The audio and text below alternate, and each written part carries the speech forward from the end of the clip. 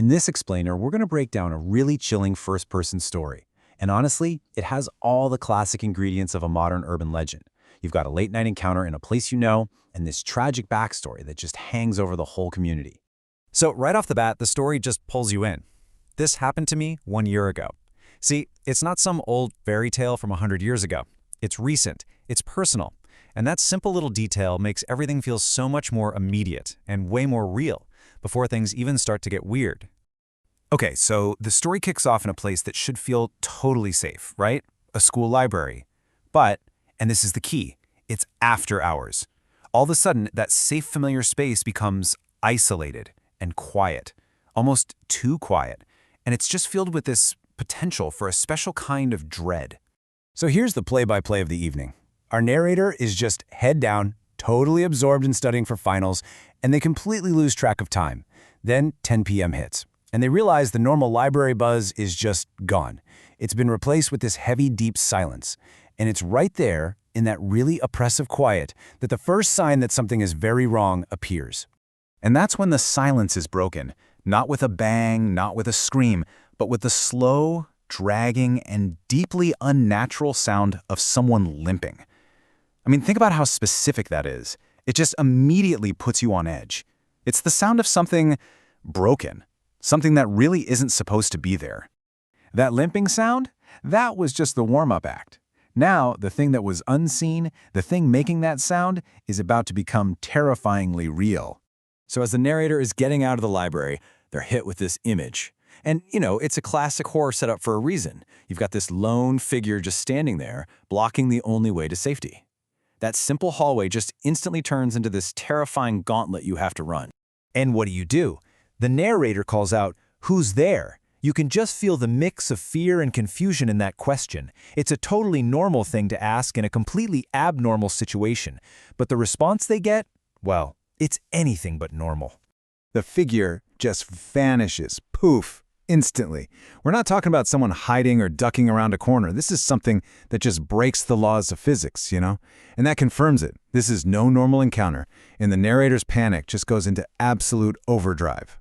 Even when they get outside, that feeling of wrongness just gets worse. A street that's usually busy is just dead silent, unnaturally empty. And then you get the most chilling detail of all, a long shadow, with no one there to cast it, just creeping towards our narrator. It's like the world itself is glitching out. And now the story zooms in. We're getting an up-close look at this thing. It's not just a shadow anymore. We get these specific, awful details. The tattered clothes, the twisted limbs, that slow, painful way of walking.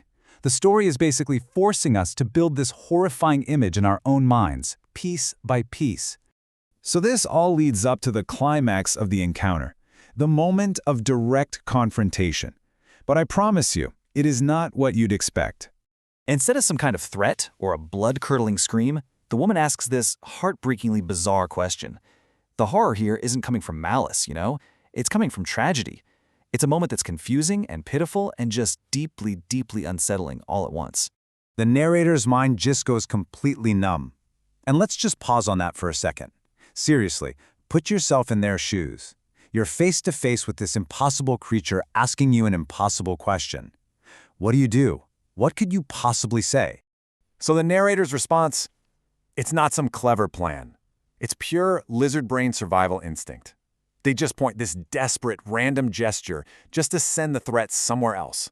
And when the woman actually starts to limp in that direction, it creates the one and only opening they need to just run for their life. But as they're running, they hear one last, terrifying scream from behind them. She is here!